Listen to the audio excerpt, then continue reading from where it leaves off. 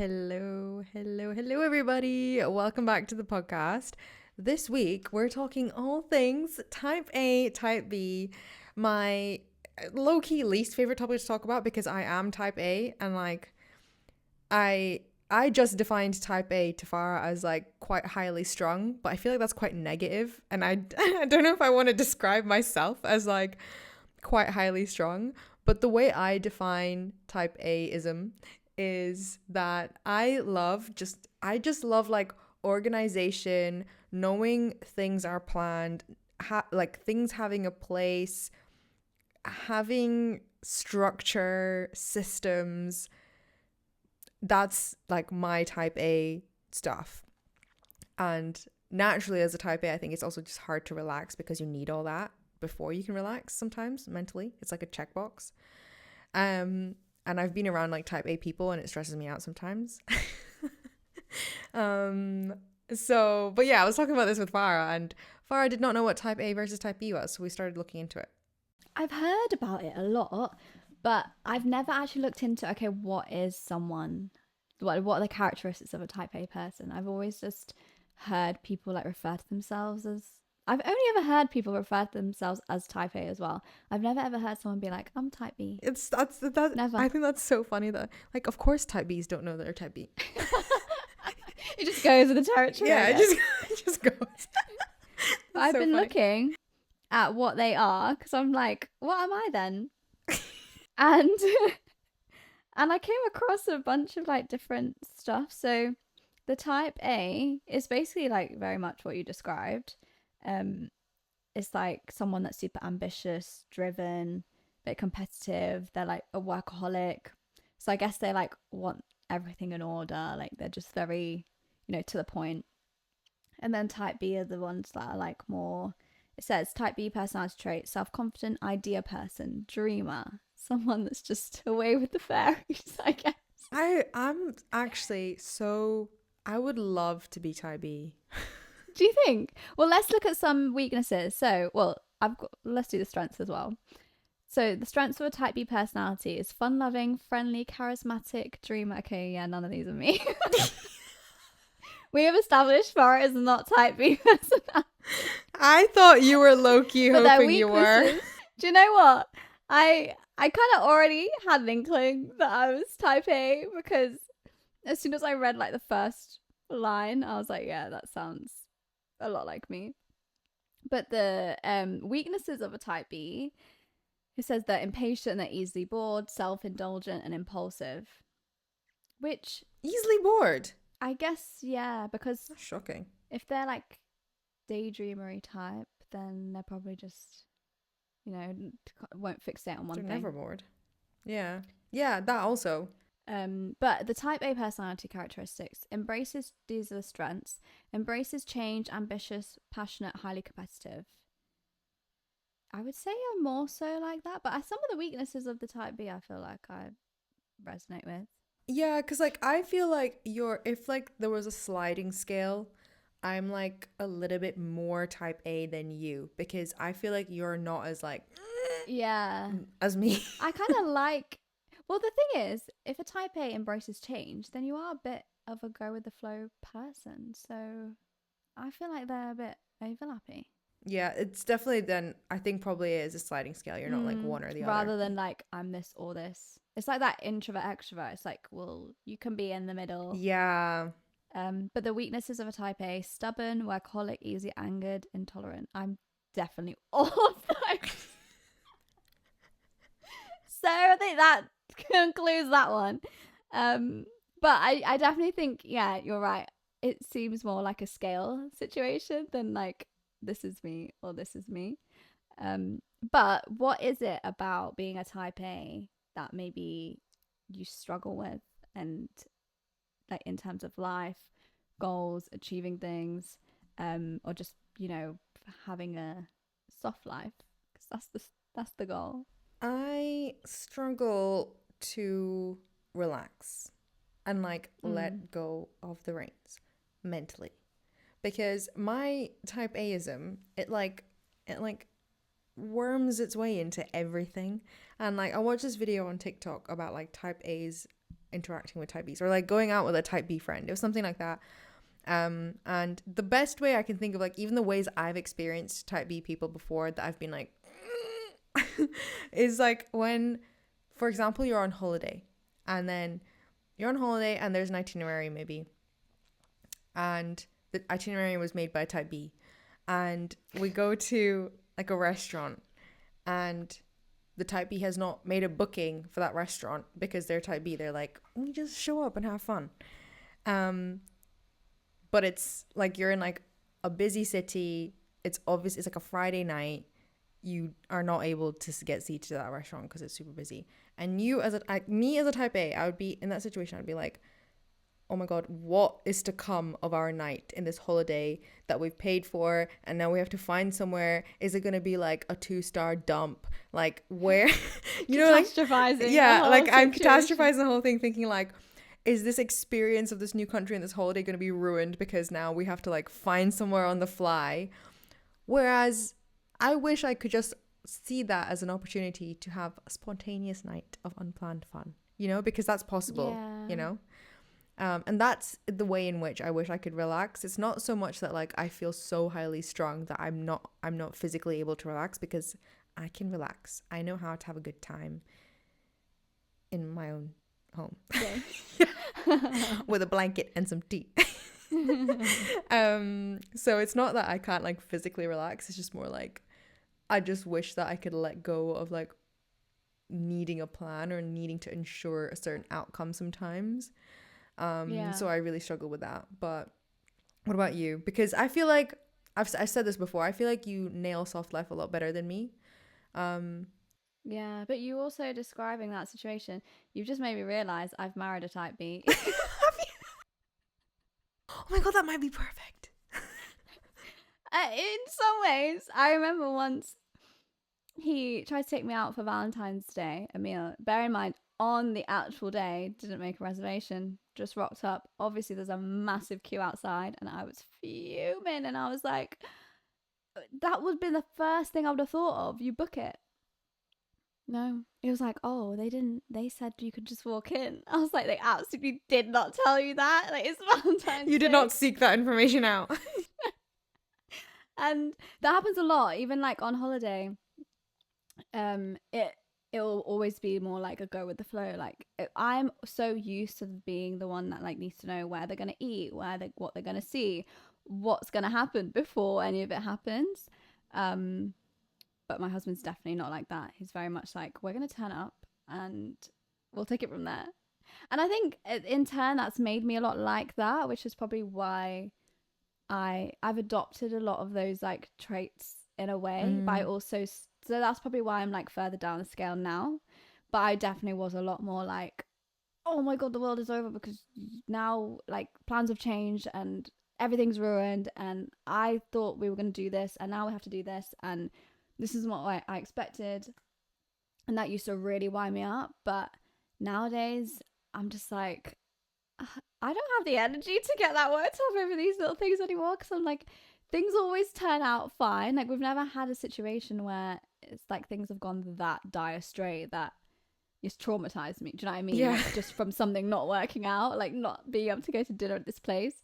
So I almost feel like through experience of like being wound up about things not working out, but then things not actually being that bad, even when they've not worked out, I've started to be like, okay, it's annoying, yes, but we'll have to figure out a new solution. Yeah. Yeah, a new solution. And sometimes it also almost works out. I feel like when you allow yourself to be spontaneous sometimes and just like literally not plan something, you end up having sometimes a better time. Because I remember on our last holiday we went on at the beginning of this year, we didn't plan anything. We were there for such a short amount of time, so we were like, we don't even know what will fit in. And then we ended up literally a couple of hours before planning this boat ride, and it was literally like the highlight of my trip, because it was like at sunset, and I couldn't even plan that better. Well, I definitely could have planned it better, but the actual experience, I had no expectations because it was happened so quickly. So I didn't have enough time to think about, okay, well, this is what's going to happen and this is my expectations of it. And, you know, like run through all those like panics or worries that if everything's, you know, like set and ready to go. I didn't have the time to do that because we literally booked it off the cuff. And then we went, I didn't have any expectations. So already, like, whatever happened was great. And it was actually such a nice time as well. And I was like, actually, it's not bad to then be spontaneous because things do work out. And not to say that maybe things don't go to plan sometimes, but if there's the chance that you can, you know, not plan and things still turn out well, then that makes me feel more comfortable about like doing that in the future and just like being more willing to be spontaneous, which I don't think I was before. Because I always had that fear of like, well, if I don't plan things and if I don't know what's going on, then it's gonna be rubbish. Yeah, I think that's really important. I've always like known that spontaneity is like the key to having the best time, especially as a type A as well, because when your expectations are like nothing, then everything's amazing.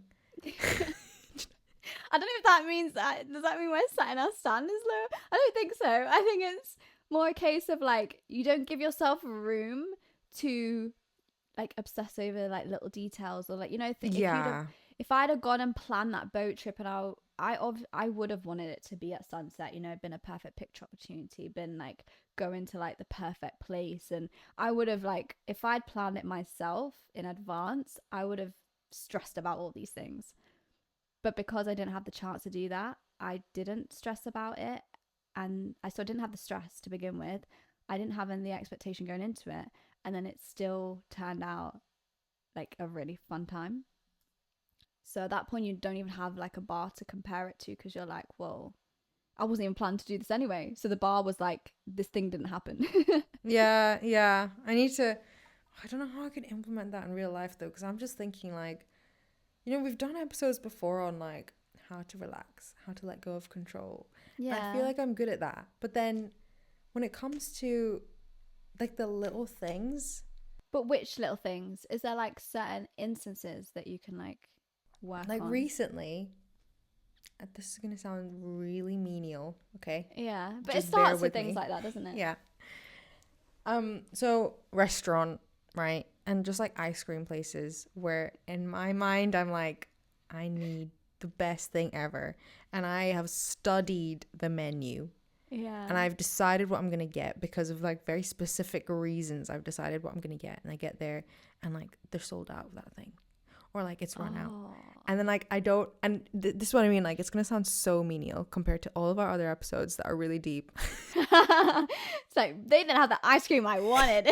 Yeah, but honestly, see when stuff like that happens, like I proper inside, I panic. Like, you know that meme of like the dog in the house that's burning? No, but that image is terrifying me. Well, that's what like goes through my mind when I'm somewhere, especially in like a restaurant or like a dessert place, and then what I was planning on ordering has like run out or something, and I proper panic.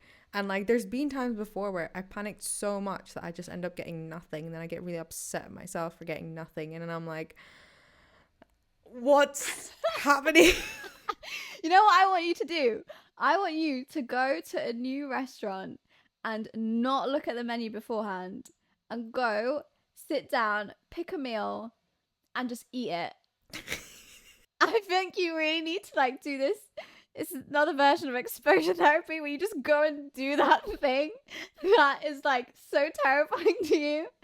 But like, even like whatever the outcome, you just gotta be like, oh, make sure it's somewhere that's got good stars. So, you know, you're not actually gonna be like traumatized by it, but somewhere new, somewhere that you've not eaten at before, somewhere that you don't know the food, and you pick something there and then, and you just rip the band-aid off. Yeah, I need to actually do that. And I'm just, honestly, I can't get over how like menial this is, because like there's literally been times where I go somewhere and like I've never been before, so then it's a new menu and I haven't had a chance to like study the menu, and like you know what, I'll get stressed out by the fact that like everybody's talking or someone's trying to talk to me, but I'm trying to read a new menu and I need to understand it, and I'm like, the waiter's gonna come and I'm gonna have no idea what to order because you're talking to me. Where's that coming? Are you like got like a fear response of like, I don't know, someone like getting in trouble for not like deciding quick enough? Or not that it's happened now, but I feel like you're almost thinking like there's gonna be a Yeah, and that's consequence to obviously me. like a mini trauma almost. Yeah, it's just like you're being put on the spot and like you're still unsure in your head, and it's like it has that bit of like panic of like, oh, okay, well now I should randomly pick, and then now my food's gonna be shit. Yeah, exactly. Yeah, it's like that. There must be something I'm scared of. I feel like you are. I feel like it's the fear of but what's the consequence? I don't You need to know, figure out, but like, I have a feeling that like I refuse to journal about this because this is so mean. Deb, that's probably part of the problem. No, because this is literally like this is I swear it's limited to I refuse restaurants to get like to the bottom of this. because I don't know what this decision making thing is. Like I'm really actually to be fair, I'm bad at Maybe it's making in decisions general. in general. Yeah. Maybe it's in general the idea of making decisions, because I think that's also a level for me as well. When I have to make decisions about something, You're scared of making like the wrong decision. But I've talked about this before in episodes where I'm like I have learned to accept that like the wrong decision doesn't mean the world is burning down and like things are gonna go wrong and I'm gonna lose money or I'm gonna lose time or I'm gonna You're saying that, but I don't think your brain has like processed that as facts. So I feel like there's a level there. But I feel like, yeah, you have to be confident in making a decision, like not be fearful of making the wrong one. But also I feel like indecisiveness is also just like and it's like channeled with anxiety almost. Yeah, it's definitely like my indecisiveness is right there next to me being like constantly anxious. Yeah, I think that's an element of it maybe. So because even when the reason that I plan stuff or I used to be so like heavy on the planning is because I'd be anxious about like having to make snap decisions last minute, and I hated the idea of that because I'd be like, well, I don't know, I can't make a decision like that. So I would just like panic. So I always overcompensated by like making sure everything was planned out and I knew everything in advance. So then I wouldn't be in that situation. Because I have a real trouble thinking on the spot. Yeah, like, same. I need 3 to 5 business days before I give you a response. Like, don't ask me right here, right now. Yeah. So stuff like that would always panic me. Like the idea of just off the cuff doing stuff or making decisions. But the more you just like let situations like that happen and let yourself be uncomfortable in that, there'll be a point where it's not uncomfortable, it's normal. Like it just doesn't become like a different thing anymore because you're used to it at that point. I feel like you're just not used to being in those situations, so when it does happen you're a bit like, oh, red alert, this is different, this is new, and I don't know how to deal with it. Because you wouldn't feel like that if it was like a regular occurrence. That's really true. Maybe I do need some kind of like weird exposure therapy. I think you do. It's not studying a menu. But in terms of like being able to relax as a type A, is that like what other things about that personality type make you struggle with like just relaxing in general? I think it's just the decision making for me really stops me from relaxing.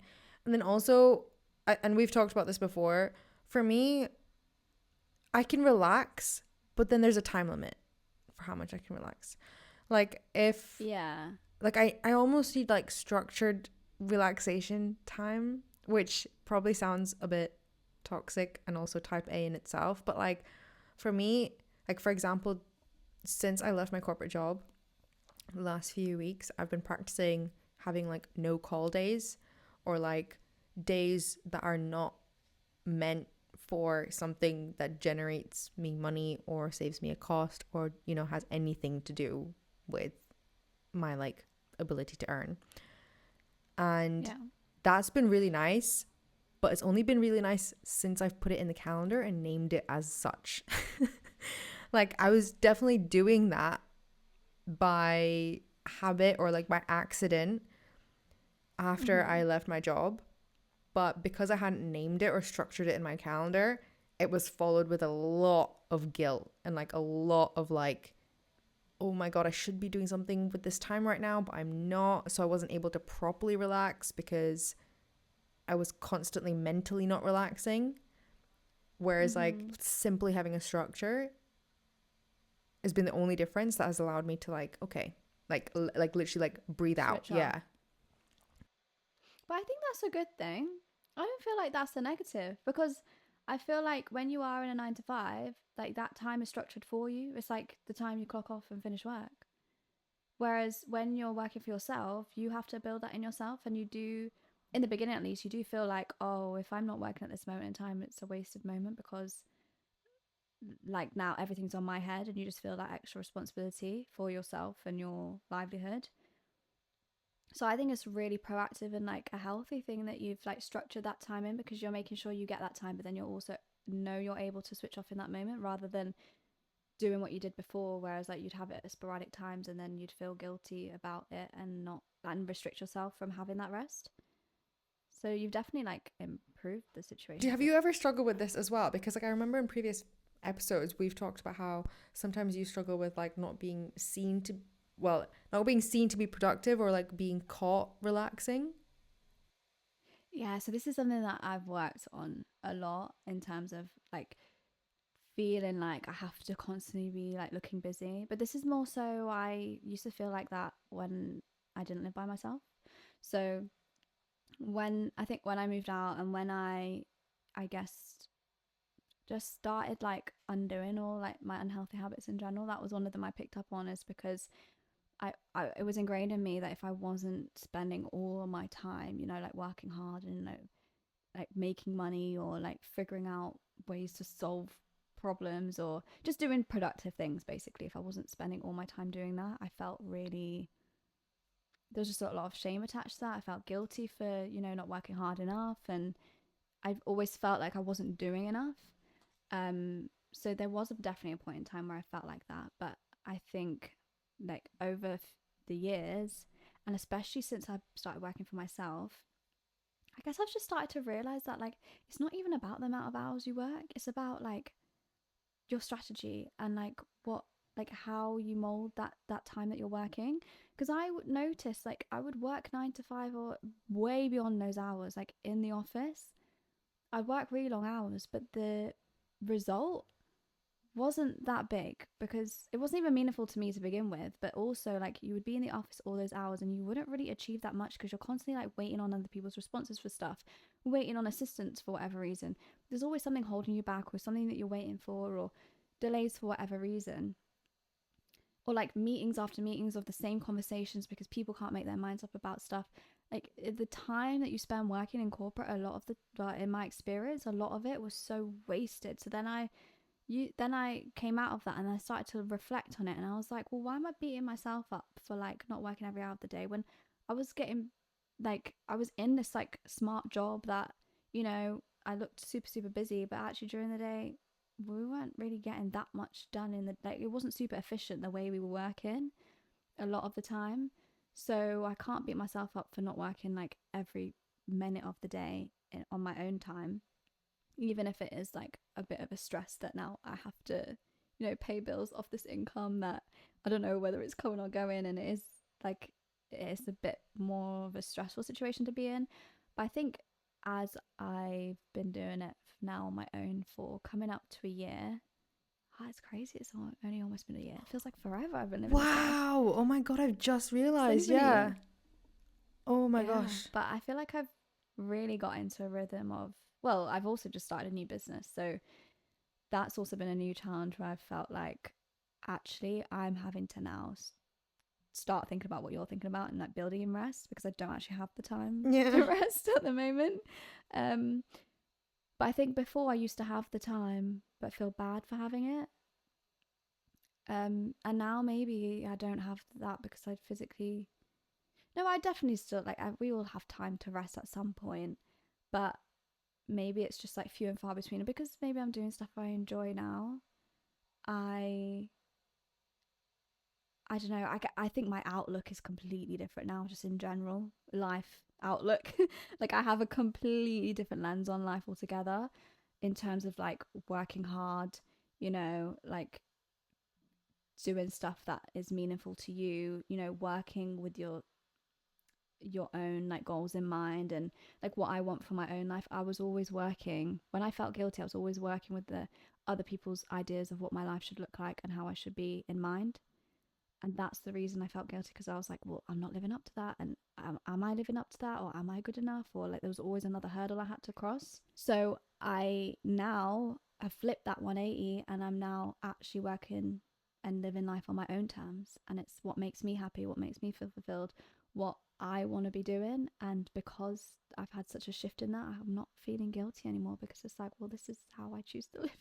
So I really like that, because like I made a TikTok about being type A and like what happens once you're type A, like all the different like things you can and can't do, or feel like you can and can't do, like you struggle to delegate, you struggle to relax, all these things that happen when you're type A. And it's what I'm hearing from you is that if you have more of a purpose, these like type A isms are not as loud sometimes, which is really nice to hear, that like you're not actually stuck in the way that your brain functions for the rest of your life. Like you can actually change it. Oh, definitely. And it's probably like, it sounds silly me saying that out loud, because of course you can change over the course of your life. Of course you can learn to relax in different ways. But that is it for this week. If you're listening on Spotify or Apple, don't forget to give us a little rating. And if you're listening on YouTube, don't forget to like, subscribe, and leave us a little comment if any of you have any relaxation tips if you're type A. And if you're type B, I'm just jealous. Bye. Live your life. Live your life, enjoy yourself. But we'll catch you next week. Bye.